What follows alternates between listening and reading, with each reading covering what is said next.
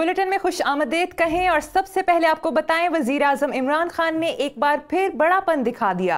कहते हैं वो नोबेल अमन इनाम के हकदार नहीं, मसला कश्मीर हल करने वाला ही उसका अहल होगा। कौमी क्रिकेट टीम के साबिक कप्तान वसीम अकरम ने कहा, इमरान खान उनकी नजरों में नोबेल अमन इनाम हासिल कर चुके हैं।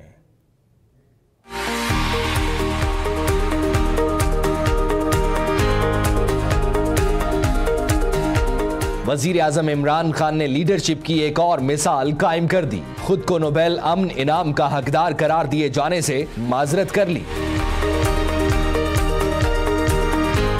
वजीर आजम इमरान खान ने अपनी ट्वीट में कहा, वो खुद को नोबेल अमन इनाम का हकदार नहीं समझते। इसका हकदार वो होगा जो न सिर्फ मसला कश्मीर को कश्मीरी अवाम की उमंगों के मुताबिक हल करेगा, बल्कि बड़े सगीर में अमन और इंसानी तरक्की के लिए राह भी हमवार करेगा। कप्तान की ट्वीट पर साबिक क्रिकेटर वसीम अकरम भी मैदान में आ गए। कहा, इमरान खान के वजीर आजम बनने के बाद पाकिस्तान ने कई बड़े इकदामात किए। बरसों बाद कौम खुद को मुस्बत और महफूज समझ रही है। इमरान खान को नोबेल अमन इनाम की जरूरत नहीं। हमारी नजरों में इमरान खान नोबेल अमन इनाम हासिल कर चुके हैं।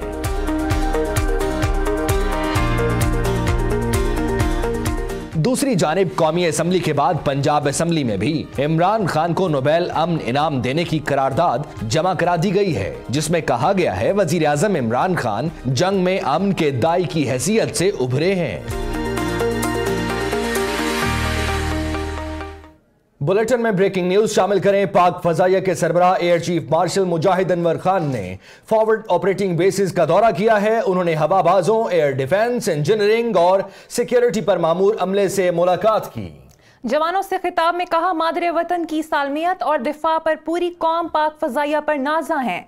एयर चीफ ने दुश्मन के खिलाफ हालिया फजाई कामयाबी पर जवानों की पेशावराना महारत को सराहा और किसी भी जारहियत का भरपूर जवाब देने के लिए हमा वक्त तैयार रहने की हिदायत की। जी हाँ, किसी भी जारहियत से हमा वक्त तैयार रहने की हिदायत की गई है। आपको बताते चलें कि पाक फजाइया के सरबराह एयर चीफ मार्शल मुजाहिद अनवर ने फॉरवर्ड ऑपरेटिंग बेसिस का दौरा किया। उन्होंने हवाबाजों, एयर डिफेंस, इंजीनियरिंग और सिक्योरिटी पर मामूर अमले से मुलाकात की। बुलेटिन में आगे बढ़ेंगे और अब आपको बताते चलें कि पाकिस्तान से छेड़छाड़ मोदी हुकूमत को महंगी पड़ गई। शिकस्त खोरदा भारतीय फजाइया के सरबराह अपने मीडिया को कहते हैं, मोदी से पूछें बालाकोट हमले में कितनी हलाकतें हुई। पाकिस्तान का F-16 गिराए जाने का भी जनाब कोई ठोस जवाब ना दे सके।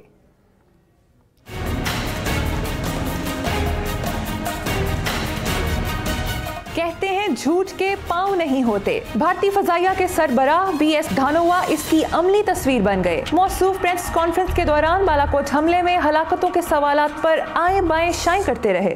Can you just explain why MiG-21 Bison used for the dogfight for a highly? Why MiG-21 Bison is in our inventory? Why will not use it? Because some news is going in the social media there that F-16 is ultra modern, all latest built in latest technology, whereas MiG-21 Bison is an old aircraft. BS Dhanoa media के सामने कुछ शर्मिंदा दिखाई दिए। सहाफियों ने बालाकोट हमले में 300 हलाकतों के सबूत मांगे तो जनाब को जोर का झटका लगा। फिर जवाब दिया तो गेंद मोदी सरकार के कोर्ट में फेंक दी।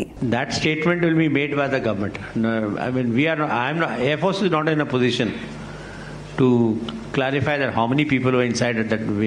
We don't count human casualties. We count what targets have we hit or not hit. Pakistani F-16 जहाज गिराने के दावे के सवाल का ऐसा मजाहिया जवाब दिया जिससे भारतीय झूठ का पोल खुल गया। We have got pieces of the AMRAAM missile in our territory, which we displayed, and obviously, I think they have lost an F-16 aircraft in that combat. So obviously, they have been using the aircraft against us. अभिनंदन को दोबारा जहाज उड़ाने की इजाजत मिलेगी या नहीं, इस पर भी BS धानोवा जवाब गोल कर गए और बोले डॉक्टर्स फैसला करेंगे। भारतीय वजीर आजम नरेंद्र मोदी, जिसके अपने मुल्क में उसके खिलाफ तनकीद का खाता खुल गया है। अपोजिशन जमातों ने बालाकोट में दहशतगर्दों का कैंप उड़ाने के दावे का सबूत मांगना शुरू किया तो मोदी जी आग बगोला हो गए। भारतीय वजीर आजम का कहना है कि सबूत मांगने से भारतीय फोर्सेस का मोराल कम होता है। की टप्पा फिल्म मोदी के गले पड़ गई। ऑपोजिशन की जानिब से सबूत मांगने पर मोदी ने अजब मंतक पेश की, कहा खामोश रहे। सबूत मांगने से फोर्सेस का मोराल कम होता है, यानी नरेंद्र मोदी अब फौज के मोराल को ढाल बनाकर अपनी शर्मिंदगी को छुपाने की कोशिश करने लगे। हमारे वीर जवानों ने जो पराक्रम दिखाया उस पर संदेह कर रहे हैं। मैं कांग्रेस और उसके सहयोगी दलों से जानना चाहता हूं कि आखिर वो क्यों हमारे वीर जवानों का मनोबल तोड़ने में लगे हैं। पटना में सियासी जलसे से खिताब करते हुए मोदी ने एक बार फिर ख्याली सर्जिकल स्ट्राइक का राग अलापना शुरू कर दिया और मुंह तोड़ जवाब के बावजूद पड़के मारने से बाज न आए। सर्जिकल स्ट्राइक का सबूत मांगा जा रहा था, अब वो आतंकी ठिकानों को हवाई हमले में खत्म किए जाने का भी सबूत मांगने लगे हैं। मोदी ने अपोजिशन जमातों को भी तनकीद का निशाना बनाया और आवाम को तरक्याती वादों के सब्ज बाग भी दिखाते रहे। अब आपको बताएं कि मकबूजा कश्मीर पर ओआईसी की करारदाद ने मोदी हुकूमत को मुश्किल में डाल दिया। अपोजिशन जमात कांग्रेस ने करारदाद को भारत के मुंह पर तमाचा करार दिया।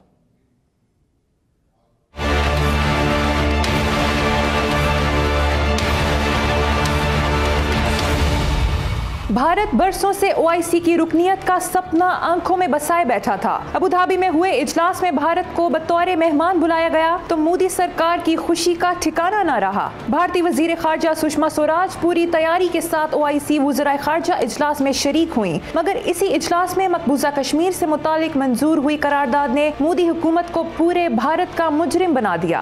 The Indian National Congress would like to categorically and unequivocally state that the NDA BJP government sold the national interest in Abu Dhabi. ये है भारतीय ओपोजिशन की सबसे बड़ी जमात कांग्रेस के रहनुमा मनीष तिवारी, जिन्होंने ओआईसी की करारदाद न्यूज कॉन्फ्रेंस में दोहराते हुए मोदी हुकूमत की खारजा पॉलिसी का पोस्टमार्टम कर डाला। You go to the OIC meeting, you lend legitimacy to them, and what do you get in return? You get a resolution calling India a terrorist state. Congress के रहनुमा ने ओआईसी की मसला कश्मीर से मुतालिक करारदाद को भारत के मुंह पर थप्पड़ करार दिया। अब जिक्र उस सियासतदान का जिसका नाम है सिद्धू। भारतीय सियासतदान नवजोत सिंह सिद्धू ने बालाकोट हमले के दावों पर मोदी हुकूमत को कटहरे में खड़ा कर दिया। कहते हैं हमला दहशतगर्दों के खात्मे के लिए था या दरख्तों के खात्मे के लिए किया गया था। साबिक भारतीय क्रिकेटर नवजोत सिंह सिद्धू ने ट्विटर पर मोदी सरकार पर हमलों की बुछाड़ कर दी। उन्होंने भारतीय हुकूमत से सवाल किया कार्रवाई में 300 दहशतगर्द मारे गए या नहीं। फिर पूछा भारतीय तैयारों का हदफ दहशतगर्द थे या दरख्त। दबंग सियासतदान ने हमले की कार्रवाई को भारतीय अवाम के लिए धोखा करार दिया और मोदी हुकूमत की जानिब से फौज को सियासत में इस्तेमाल करने पर भी सख्त तनकीद की। पाकिस्तान के साथ मुज़ाकरात के सिवा कोई चारा नहीं। भारत के अंदर भी ऐसी ही आवाजें उठने लगी। भारतीय खुफिया एजेंसी रा के साबिक सरबराह एएस दुल्लत ने अपनी हुकूमत को पाकिस्तान से बातचीत करने का मशवरा दे दिया। एएस दुल्लत ने मोदी सरकार पर तालिबान से सिफारती ताल्लुकात कायम करने पर भी जोर दिया है।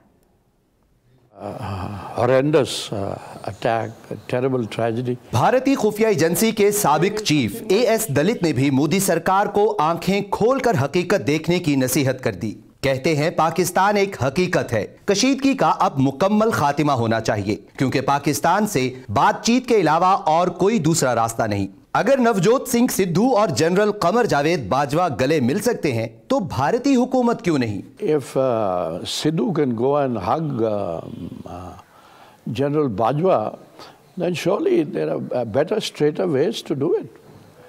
I don't think there's a problem in reaching out to Pakistan. मकबूजा Kashmir की सूरत हाल पर बात करते हुए एएस दलित ने वाज़ेह किया कि वादी में जारी तहरीक आज़ादी भारत के कंट्रोल से बाहर होती जा रही है और ऐसी तहरीक ताकत के जरिए नहीं दबाई जा सकती। मोदी सरकार को हुर्रियत क़यादत से भी बात करना होगी। When whole villages come out in support of militants, there's very little the army can do.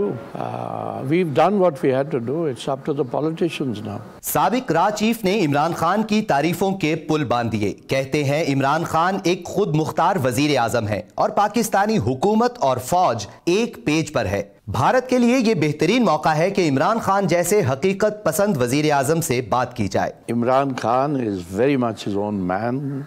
He's always been so.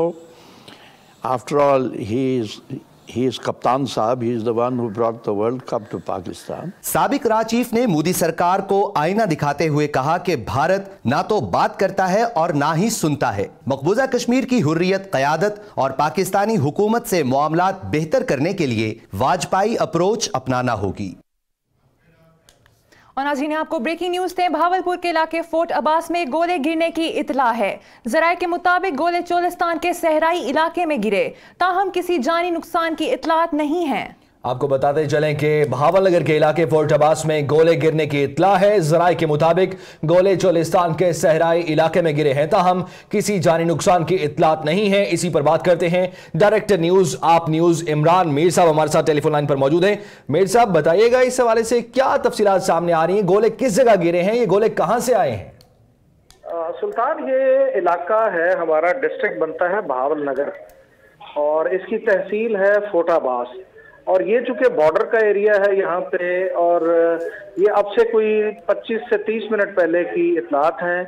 और ये हमारे ज़राए ने वहाँ से इतला दी है कि ये वहाँ पे 2 गोले गिरने की इतलात है। अभी तक सरकारी ज़राए से इसकी न तस्दीक है न तरदीद है। 2 गोले गिरने की इतलात हैं, जिसमें से एक गोले के बारे में है कि ये वो फटा है और दूसरा गोला जो है वो फट नहीं सका। तो ये चूंकि खाली इलाका है, सहराई सा इलाका है, तो इसके अंदर ये दोनों गोले गिरे हैं। और इम्कान इसमें ये जाहिर किया जा रहा है कि ये शायद भारतीय फिदाइया की कार्रवाई हो सकती है, जो उन्होंने अपनी सरहद के अंदर रह के की है यहाँ पे। ये अभी तक इसके बारे में कोई इत्तला नहीं है। और ये जो इलाका बनता है, जो हमारे वहाँ पे ज़राए बता रहे हैं कि ये फोर्ट अब्बास तहसील जो है उसका आगे जो चक बनता है, ये 246 और 248 के दरमियान कहीं है। शामादा टिब्बा या शाहदा टिब्बा, इस तरह का इसका नाम है वहां पे, क्योंकि ये बिल्कुल बॉर्डर का एरिया है। और अभी तक इसकी इतनी ही इतलात हैं, इसकी बाकी सरकारी ज़राए भी इसके पीछे हैं। और ये तस्वीर हमें हमारे ज़राए ने वहां से दी हैं, ये आप अपनी स्क्रीन पे भी देख रहे होंगे। तो ये अभी तक इसके बारे में डिटेल्ड इंफॉर्मेशन नहीं है, लेकिन ये इतना कंफर्म है कि ये वहां पे 2 गोले गिरे हैं और ये इलाका तहसील फोर्ट अब्बास का है। और शामादा टिब्बा या शाहदा टिब्बा, ये किसी वहां पे चाकिया जगह का नाम है, जहां के करीब ये खुले इलाके में गिरे हैं। कोई जानी नुकसान नहीं हुआ, कोई माली नुकसान नहीं हुआ। और ये अभी तक की हमारे पास ये इत्तला है। अच्छा मेरे साहब, ये फरमाइएगा कि जिस तरह से इस वक्त पाक भारत कशीदगी भी जारी है, तो खदशा क्या ये हो सकता है कि भारत की जानिब से ये गोले फायर किए गए हों? और अगर इस खदशे को मद्देनजर रखा जाए तो क्या कोई इकदामात उठाए जा रहे हैं वहां पर? क्या कोई दस्ते भेजे जाएंगे इस तरह से? देखिए, अभी तक टेंशन थोड़ी सी कम जरूर हुई है जब पाकिस्तान ने जो खैर ख्याली के तौर पे इनका पायलट भी छोड़ा। और बीच में आपको भी पता है कि जो दुनिया की दूसरी ताकतें हैं उनकी तरफ से भी यकीनन होता ऐसा है कि जब इस तरह की सूरत हाल होती है तो दोनों मुल्कों को बताया जाता है, समझाया जाता है कि जंग की तरफ अगर जाएंगे तो उसकी तबाही है और किस तरह की वो चीज़ें हैं। तो प्रेशर्स तो होते हैं जिनके नतीजे में दोनों मुल्कों ने उसके बाद जब से पाकिस्तान ने उनके जहाज गिराए तो कोई ऐसा वाक़या नहीं हुआ। कंट्रोल लाइन पे गोलाबारी जरूर हो रही है, मुसलसल हो रही है, लेकिन चूंकि कंट्रोल लाइन पे गोलाबारी जो है वो पहले भी होती रहती है तो उसको बहुत ज्यादा सीरियस नहीं लिया जाता। तो लेकिन ये आज का जो अभी वाकया है, ये आधा घंटा पहले हुआ है ये, और ये तो कंफर्म कर दिया है ज़राए ने। और इसीलिए तस्वीर भी वहां से हमारे पास आ गई हैं कि वहां पे ये 2 गोले गिराए गए हैं। अब ये इनकी डिटेल क्या है, किस तरह से है, ये फिजा से गोले दागे गए हैं जो यहाँ आके गिरे हैं, अपनी वहाँ हदूद के अंदर रह के मारे गए हैं, ये अभी तक इसके बारे में कोई तफसील नहीं है। जो दफाई जो है ज़राए वो भी इस चीज़ की आगे कंफर्मेशन अभी कर रहे हैं, लेकिन हमें अभी तक इसकी कंफर्मेशन नहीं है। हम अपने इंतहाई मोतबर ज़राए से ये चीज़ दे रहे हैं। और ये तस्वीर भी आप अपनी स्क्रीन पे देख रहे होंगे कि गोला है जो फटा हुआ और खाली इलाके में जगह में है। इलाका कंफर्म है और यहाँ तक अभी तक ये कंफर्मेशन इसकी आ रही है ज़राए से कि बहरहाल ये 2 गोले पाकिस्तान की हदूद में आके गिरे हैं। ये चूंकि बिल्कुल बॉर्डर का एरिया है, अभी इसके बारे में ये तस्दीक करना हतमी तौर पे मुमकिन नहीं है कि ये किसी जहाज से फायर किए गए हैं या जमीन से फायर किए जाने वाले ये गोले हैं। तो अभी तक इसके बारे में ये डिटेल कंफर्मेशन नहीं है। जो अभी जरा इसके बारे में, चूंकि रिमोट एरिया है, काफी दूर है, तो जो इसके बारे में कोई इत्तला आएगी हम भी अपने नाजरीन से शेयर करेंगे।